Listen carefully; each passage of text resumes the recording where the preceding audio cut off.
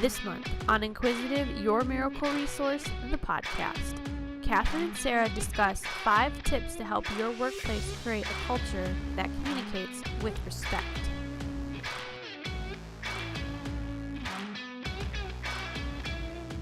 Welcome back to Inquisitive, your miracle resource, the podcast. I'm your host, Sarah Rusyn, and I'm here with Katherine Miracle. So this month we're going to be talking about a few different things, but we want to start with some feedback that we actually received from our audience.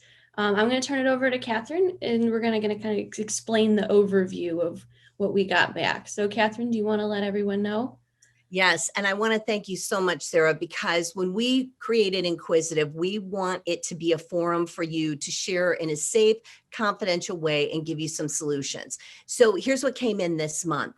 And these things, for Sarah and I, it breaks our heart that these situations happen because we know that this could have been prevented on the part of not the person who wrote in, but their employer. With a little bit of training, this wouldn't have happened.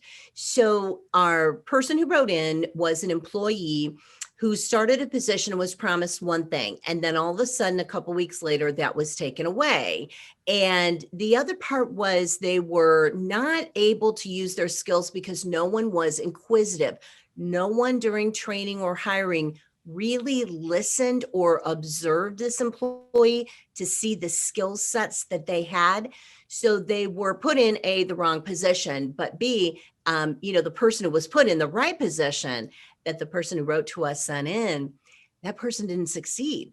And our person who wrote to us said they felt like it was broken promises. They felt that, they were overlooked and they ended up leaving this company. It could have been different. It could have been a listening and observing situation. And not all employers get it wrong. We know that when we say to someone that something has changed, like we promised something and then we can't fulfill it, if the company explained why, if the company had said, okay, in 6 months, there's going to be a change, just hang on. But it was just like, no, that's not going to happen. The loyalty goes away, the above and beyond goes away, and it's sad. It really is. So I want to thank the person who wrote to us to tell us this, because you think about, okay, what could they have done differently? Because when he wrote to us, he was very accountable and he said, is there anything I could have done differently? Should I have shown them my skills? And again, the communication is important, but he had shared over a long period of time all of the skills and wanting to do things and kept getting passed over. Now, I want you guys to know as you listen to the story, you may have felt this way. And that's why Sarah and I are here. We are always here to talk about the situations that you go through. But we do want to give you some tips today. They're going to be in my LinkedIn article in the end of April. And Sarah's going to lead us into the tips. And I think as you hear the tips, you'll see the things that you want to do as an employee and as an employer. But I do want to take the time to thank him for sending in that story, because we all know what that feels to have those broken promises. But we also know that with a little bit of training, and that's why we come into the workplace with our 54 trainers. You can pick anyone you want. We can Zoom, we could see you face to face, but we want to talk with you and we want you to listen. We want to listen to you, to what is happening, so we can prevent good people from leaving. So thanks, Sarah. Absolutely. It's too little too late, unfortunately. And I think that with the proper training, it could have absolutely been avoided. But thank you to the person that sent that in. Sarah, you said it best, because, I think as employers, we get very busy in goals and meeting goals, and we may be a little reluctant to bring in someone we don't know. But by listening to this podcast, and Sarah, I want Sarah to start going to some of these with us, because she's so good at listening and so good at looking at all of the options, just like all of our trainers are. So you're getting to know Sarah and I, feel comfortable with us. And again, you can tell us anything. It will be confidential. Absolutely. Sorry, Sarah, go ahead. No, you're okay. Absolutely. I completely agree with that. I think that's a wonderful thing to make. It is daunting to have somebody come in from the outside, and initial, yes, but when you take that plunge, it's a wonderful thing, and it could definitely benefit. Well said. Yeah. All right, so we're going to get into these 5 tips to help your workplace create a culture that communicates with respect. So, a lot of times people don't feel valued. And are you valued at your workplace? So, we're going to start off with the first one. Have you ever heard of the phrase, just to be honest? You know something bad's coming after that, right? It's almost like the preface of like no offense and then leading into something offensive. So even though you're trying to say something and be humble and honest, are you really understanding how they felt when you said that? And I think that's an important thing to keep in mind is even though you're prefacing it, it's almost saying like the whole, like I said, like the whole no offense and then leading with something that could potentially hurt their feelings. Consider what is necessary to share. And I think that, you have to watch and you really have to be able to read someone and to start to learn their body language and to understand that some things when you say might not come out right. You have to be able to watch the person's reaction. I think you have to watch that. I feel like a lot of times people always kind of make the joke of sometimes when people are talking, they don't hear others. And it's almost like there's a buzzing in their brain when they talk and they don't observe the room. I think that's an important thing to consider what you share before you share it. And hear what they want to hear. This is a big one. People hear what they want to hear. But the honest situation, why this tip is so important, we want to share the story with you guys. So being honest, of course, is important, but all of the details sometimes are not. So let's pretend that you need to cancel on a client because you have a better opportunity. Do you tell the client that you're rescheduling? Well, I'm meeting with someone who's far more important than you, that can do more for me, that can bring in more money to me. We would not do that. So saying, well, I have to be honest, I'm able to have a meeting with so-and-so. You really need to say, I'm double scheduled, because you really are double scheduled. And could you make it a more convenient time for them? Now, I want you guys to know we do little things every day. I'm guilty of them, that can make people, just by our words and not thinking through, make people feel not valued. And that's what today's podcast is about. We get letters, direct messages from people who say they don't feel valued by their employer. And remember, each person feels valued differently.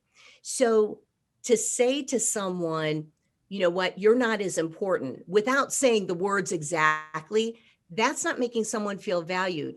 And compliments that are genuine and authentic are wonderful. But to say to someone something, to give them a compliment, but then tell them, well, somebody's more important than you don't want to do that. And we know that. And you can hear by us sharing this story with you, we never want to share the direct details because we want to keep the confidentiality. But the person who wrote us this felt very much that their time was not valued and will not work with this person again. So the being honest piece of, oh, I'm meeting somebody who's, far more skilled and, can do so much more for me. Again, that never needed to be said. It would have been fine to say, I'm in a situation where I'm double booked. Can we pick a time that's convenient for you? That would have been fine. Why go into all that detail that then made someone feel not valued and not want to work with them again? I've been there. Yeah, like I've always told people to watch how they say things because it's projected. It's that backhanded compliment in the workplace environment that just was completely unnecessary. So So true. And Sarah, like you said, we've been on the end of it where we didn't think through and said something that maybe made someone not feel valued, but we've also been on the receiving end of it. Excellent. Thanks for going over that tip. And then the second tip? second tip is seek to impress every day. So That's you want to make sure that you're bringing your best attitude from the colors that you wear to the physical representation to also your mental representation of how you approach the workplace. And Sarah, there are so many videos out there and so many, you should do this and you should do that. And at Miracle Resources, we always believe that being your best self is determined by you. So when we say camera ready to one person to come on to all of the Zoom calls and WebEx and Ring Central and Teams and Google Hangout, camera ready means different things. But we do know, and it is a fact proven by studies, people dress for the people that they're going to be meeting with. So shortly, this is taped on a Sunday morning. Sarah and I are probably going to, get out of these clothes, take off our makeup and relax and, do a family Sunday. But for you, we chose what we wore. We chose to put on makeup, put on earrings, do all that. But again, that's us. Everyone is different. If you're doing a podcast that's about hard work out in the field, you're going to be in that zone. So we're never telling anyone what to do, but we're telling them, seek to impress. Think about the people that you work with. It's understanding what motivates them. And when we talk about impressing our employers, we'll go back to the first story that we talked about. The gentleman who shared with us that they felt that there were broken promises and they were passed over for promotion, he said to me, I know that you want me to be accountable. Should I have shared my resume more? Should I have volunteered for projects in the company more?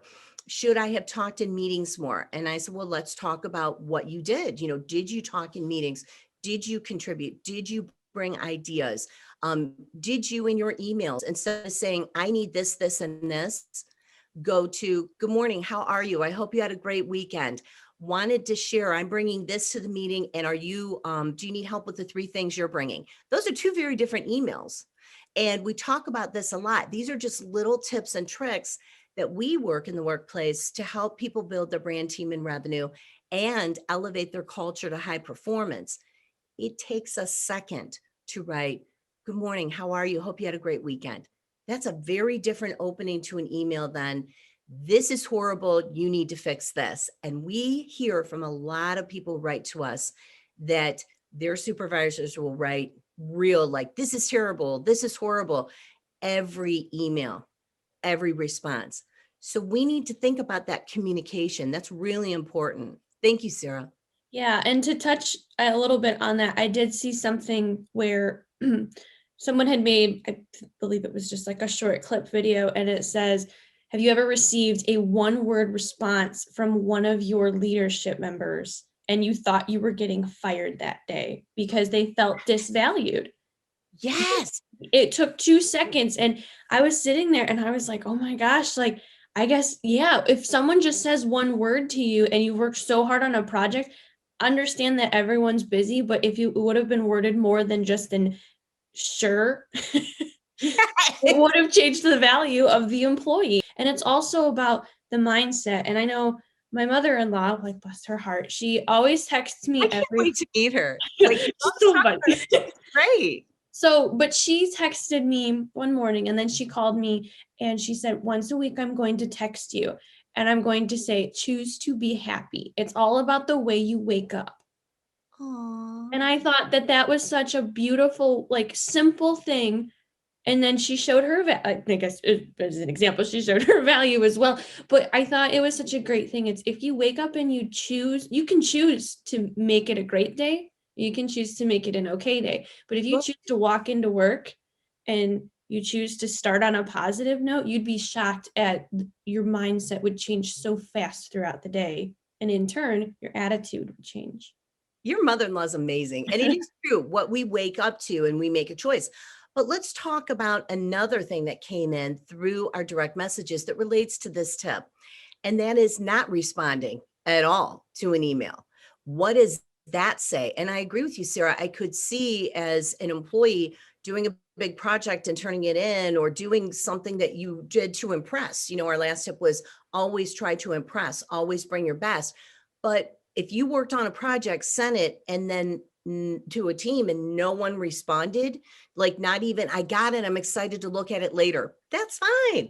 But to not respond at all, that's the key. So, we all have to be better. And it's not that we're saying all employers are bad or all employees are bad. We know that this is a team. We work with teams. That's why we want to see everybody in the workplace. And if we're doing individual coaching, sure, we can coach employees, we can coach leadership. But the key is that to, as a team, talk about that kind of communication.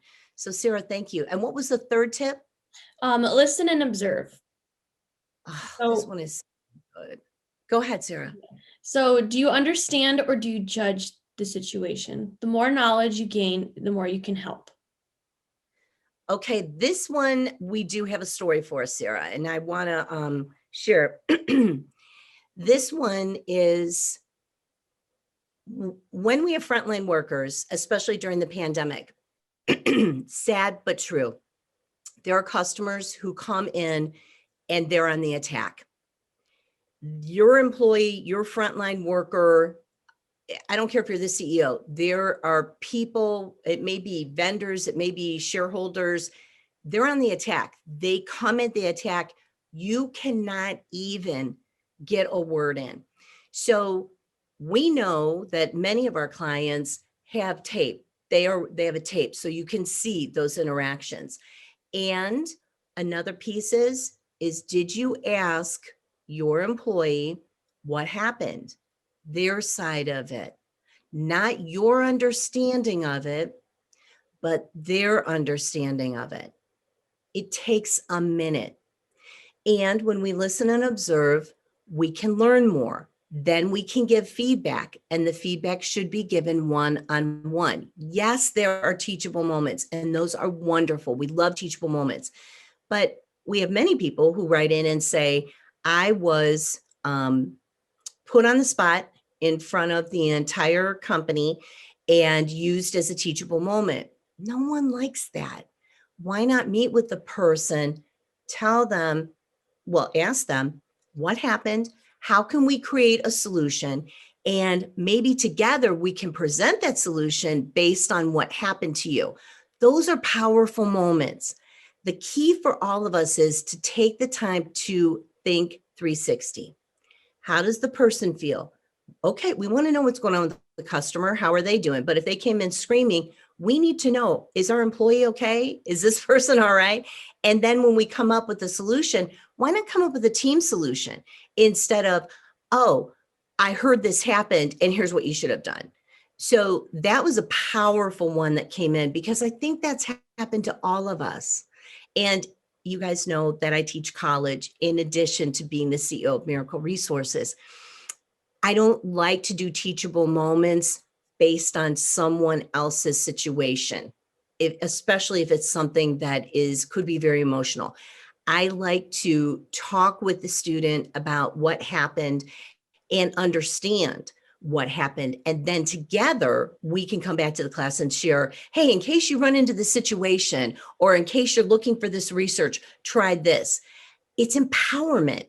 It's engagement. So those are my two for tip 3, empowerment, engagement based on listening and observing. So thank you for that one, Sarah. I feel really passionate about that because I've been on the bad end of it, and I've been on the end of walking out of a meeting thinking, oh, I should have listened and observed. I should have researched more, especially when I was a young manager. Before I got a lot of training, before I got my MBA, I definitely would go back and handle staff meetings differently because I think there's a lot of pre-work that can be done. And then in the meeting, it can be far more productive. And we help with that. You know, Sarah, a lot of people don't know we do meeting analysis. It is so awesome. We get videotape from clients. Here's our staff meeting. What did you think? How did you think it went? Are we communicating as a team? Are we reflecting our culture? And I get the opportunity not to judge, but to give a little bit of feedback. And it's the feedback I needed. No one's perfect. I needed that as a young manager.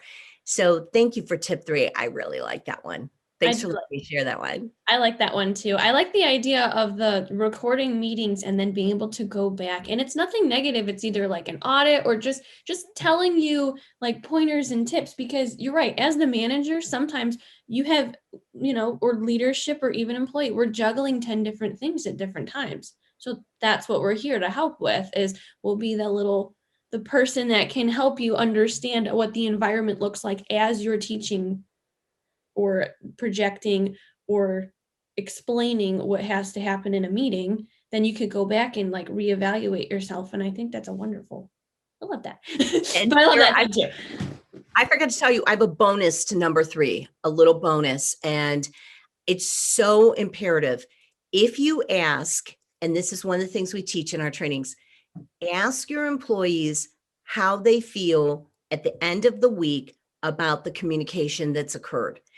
Ask yourself, how do you feel? So again, it's not the boss that's always the problem. It could be that a coworker, the way they communicate to the boss.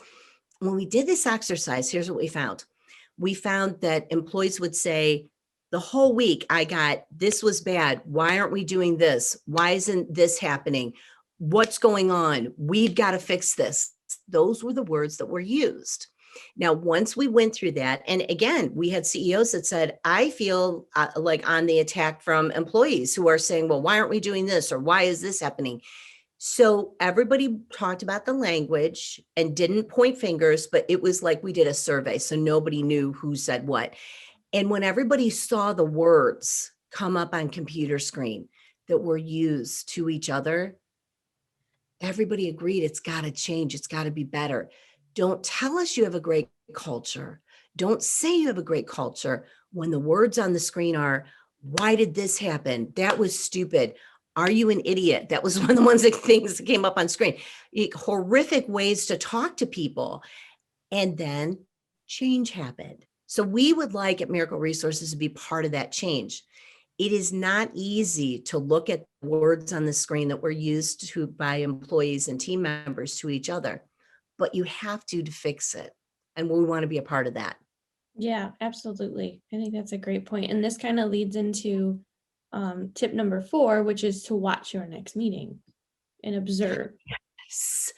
Just watch it and observe. So, Sarah, think about some of the meetings that you've been in, and I'll ask you a question. Some of the meetings that you've been in that you thought, wow, this could be so much more productive. But it's kind of like video, like us watching ourselves doing the podcast, and we share the video in addition to, the audio for the podcast. You can't learn unless you watch, right, Sarah? Mm-hmm. You Have you have to look back and look, and unfortunately, sometimes it's a little harder than others. And that's actually, Katherine and I were talking about, like, even just looking in the mirror lately, because you don't even realize what you look like throughout the workday. And now because of Zoom, you notice it, but now when you look back, you're like, oh, I should just change this a little. But it is important to go back and look, and it can help you grow as well. You can see where you started versus where you are. You can also make those changes if you need to make them. That's so true. And Sarah is a graphic designer and our chief creative officer and officer of social media. Think about when you first started doing design work as to now. It's like me with my public speaking. I look back at some of my speeches. So how can we be a team without looking and watching ourselves perform as a team? Mm-hmm. So yeah, I love that one. I love number 4. Yes, that's what like Katherine has previously mentioned, I usually would stay quiet and observe a room and be able to read it. And I recall several times, even my husband says now, he's like, you can read a room like nobody's business. And I said, all you have to do is sit back and watch it, just kind of sit back and watch how everybody is playing their dynamic. It doesn't mean that you can't participate. It just, watch the culture in which is displayed in front of you before you go ahead and make your move in, and just kind of see how it goes. And if you don't like the way that it's going, express it. That's what they're for. And Sarah, I love that because you are so good at reading the room. And that is so important because a case came up and we use this in teaching. An NFL team had an older player who did a lot of hazing for the new members of the football team. So the rookies, and they call them rookie. And the rookies, there was one that just was very silent and wasn't, communicating, and then ended up telling HR of that National Football League team that they were being bullied.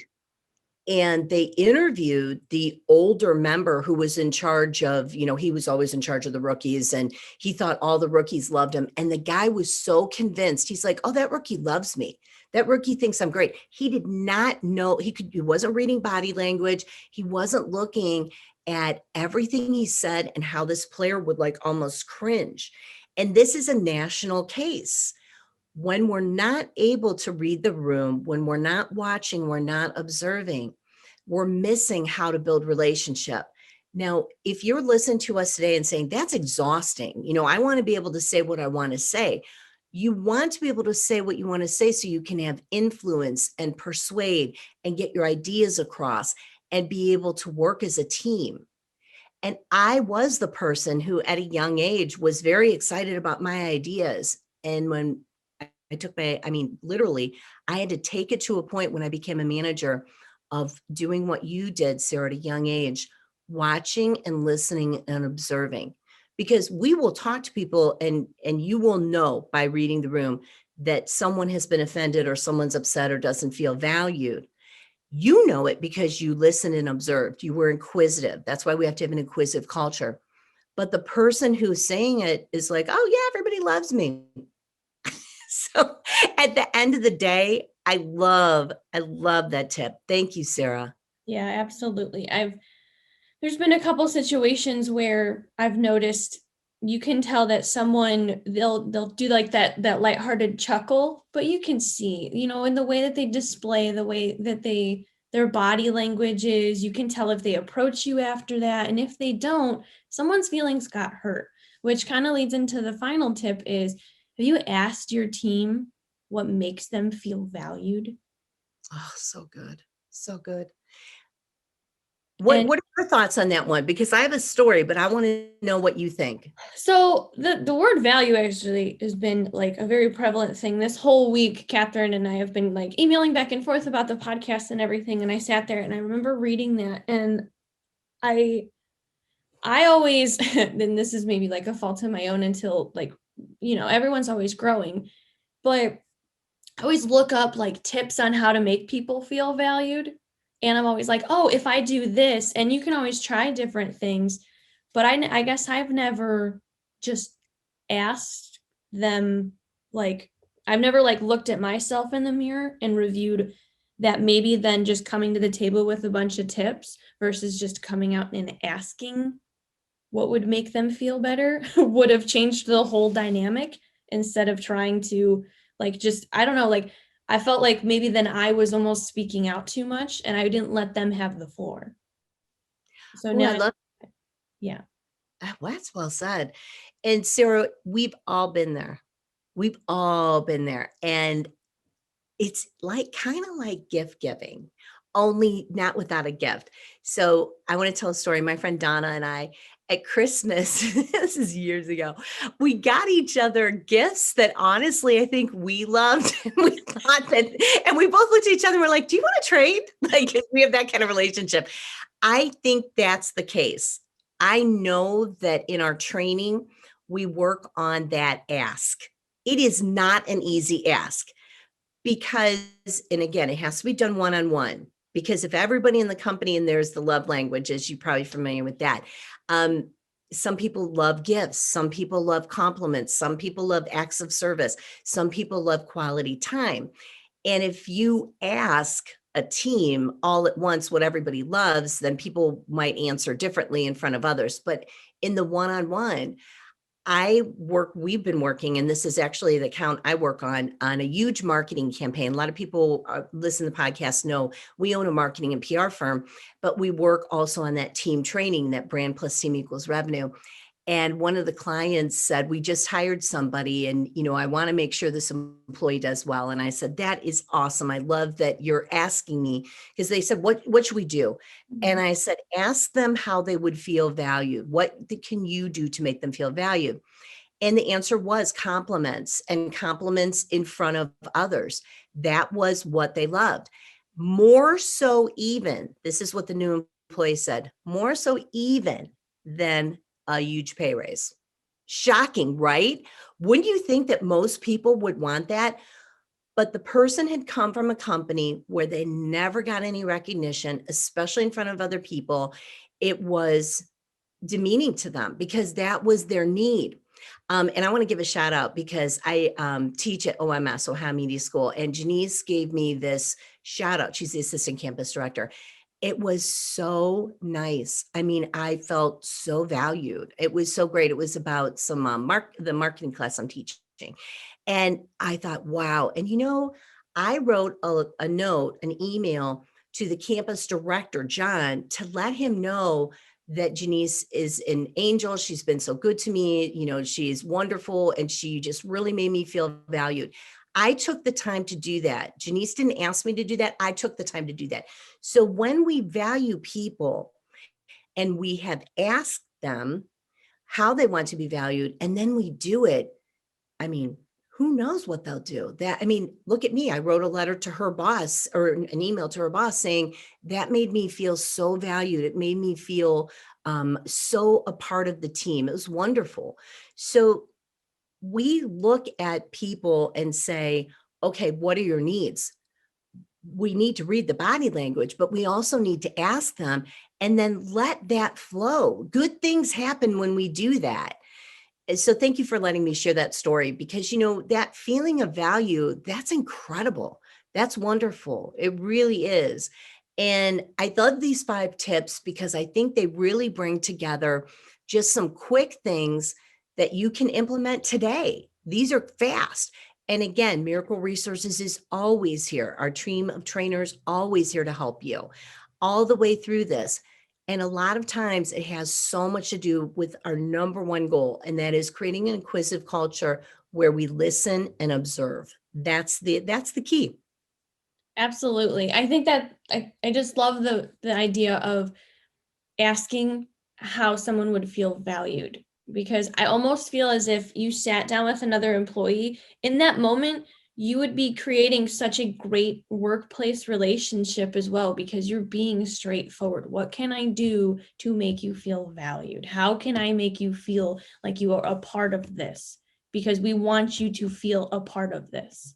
And I think that I don't know, like it just like clicked in my head, because like I said, this week I've been, even like in my personal life and even in workplace, I've been sitting there like, what do I do? And I'm like, well, wait a minute, why don't I just ask the person, because they'll be able to tell me. And even if they can't articulate it, you can go through small exercises to figure out what does make them feel valued too. And I think that's also something that Miracle Resources is great at helping with, is helping find how to make your workplace feel value. Because when, like, perfect example is what happened to you this week. You felt valued, and that individual didn't even think of anything of it, and now she got like she got something in return, and she was not, and there's no like expectation that would happen, and it was a great scenario, and it's a wonderful example of how a team can work together and build each other up.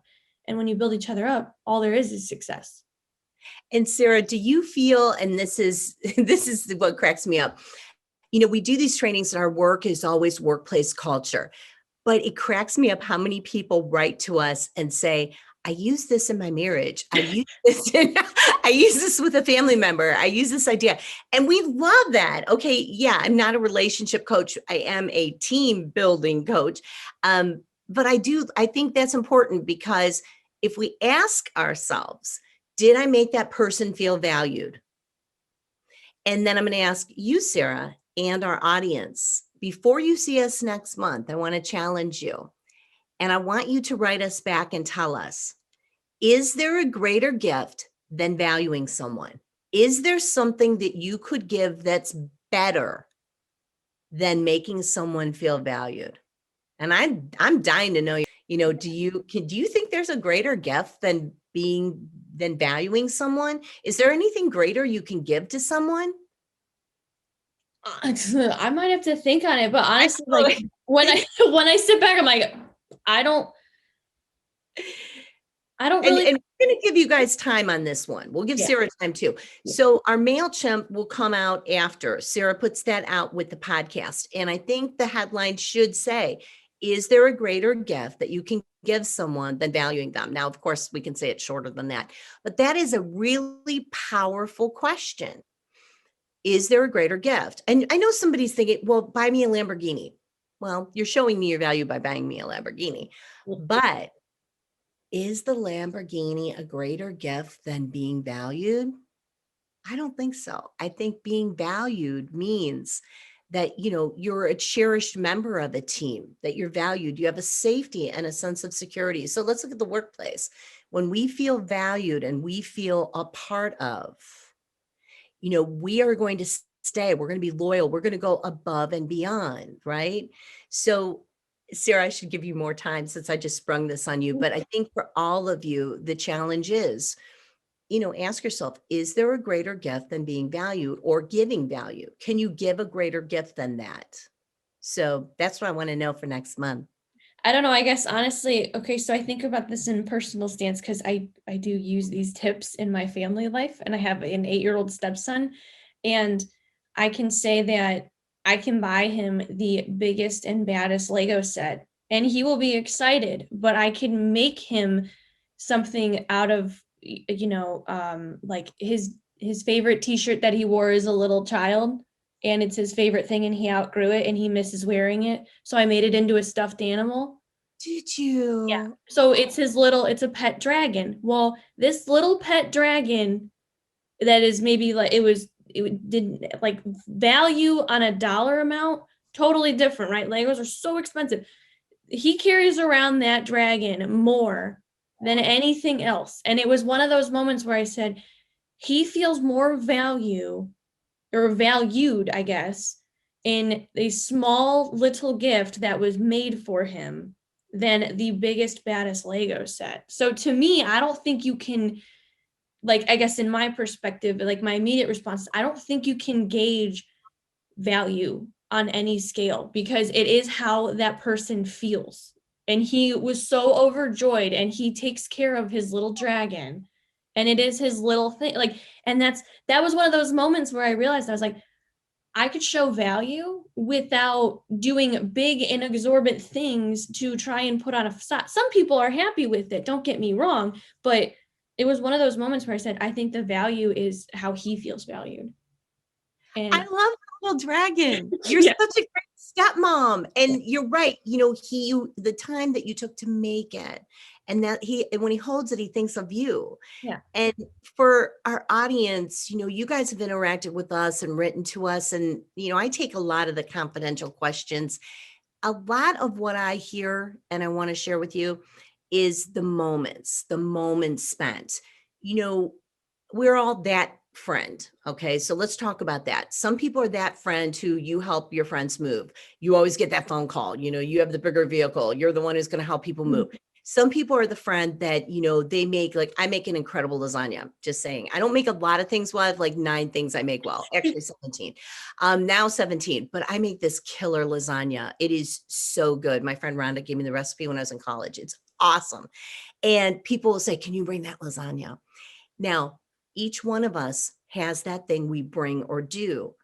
For me, mostly, I'm the friend who, when things go wrong, I get that phone call and they'll say something happened at work. I need to talk it through, or my boss said this. What do you think they mean? I get that call. I get the call of our marketing numbers are down. Our product revenue's down. Can you give me some marketing tips?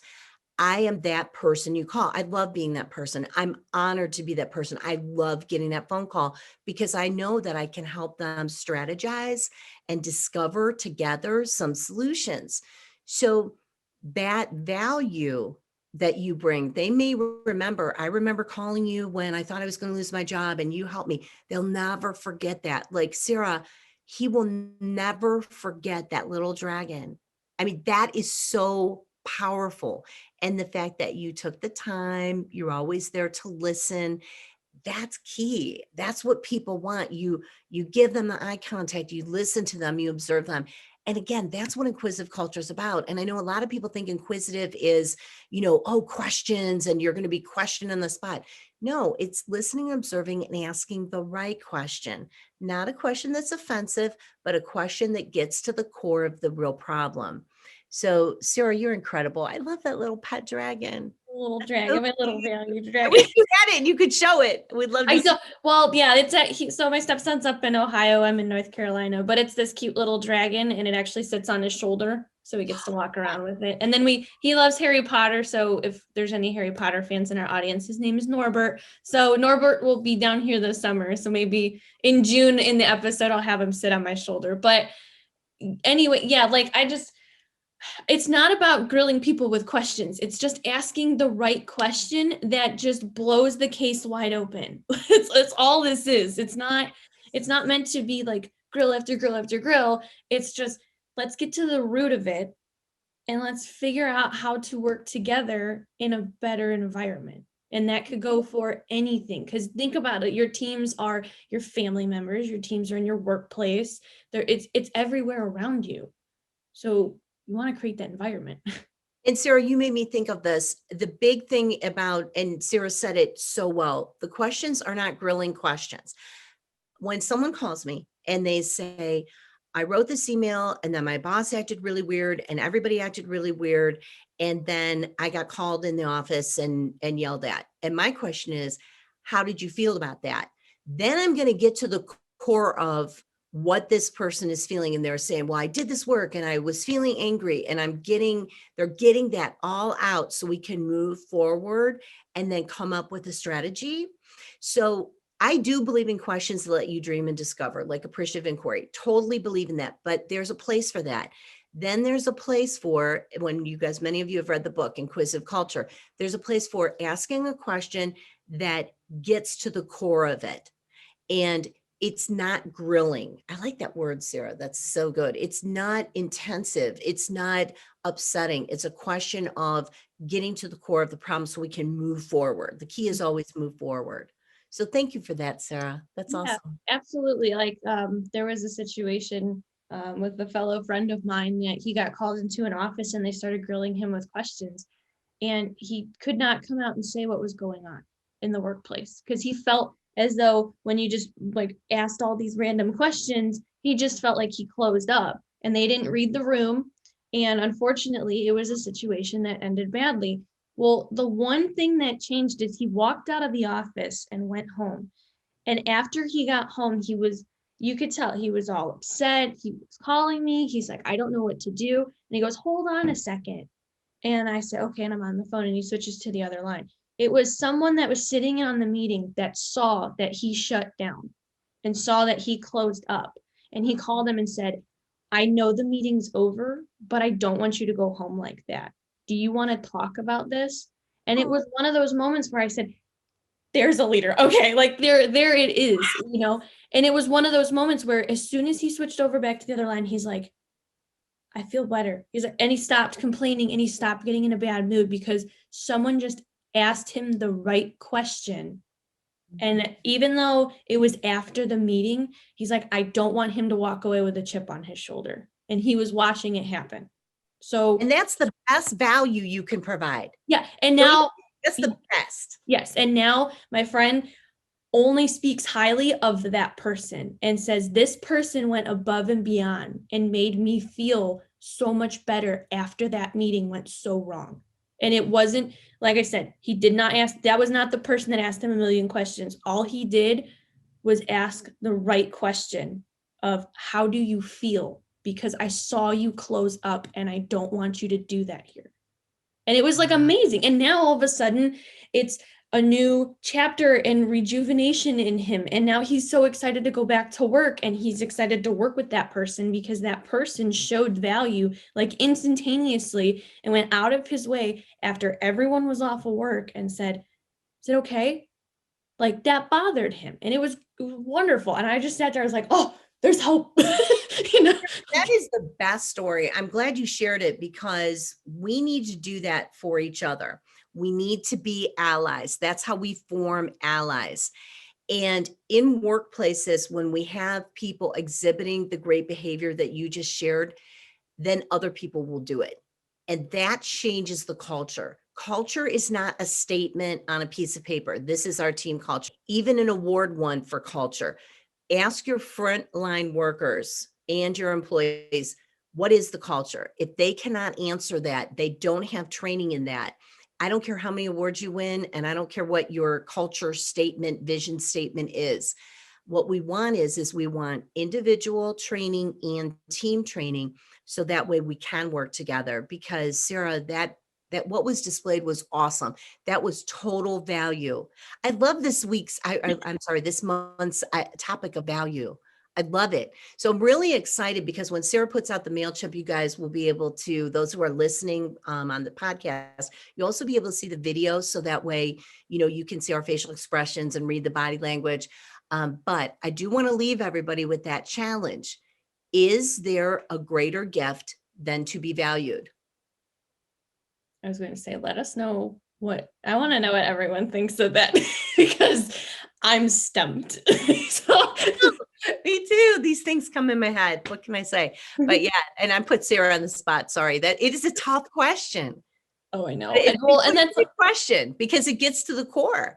And when you do not feel valued, what happens? People shut down. They don't communicate. So we've got to make sure people feel valued. And it's not that it takes a lot of time and it doesn't take a lot of money. It's a culture. It's a style. It's using those resources. It's communication. It doesn't have to be big gifts.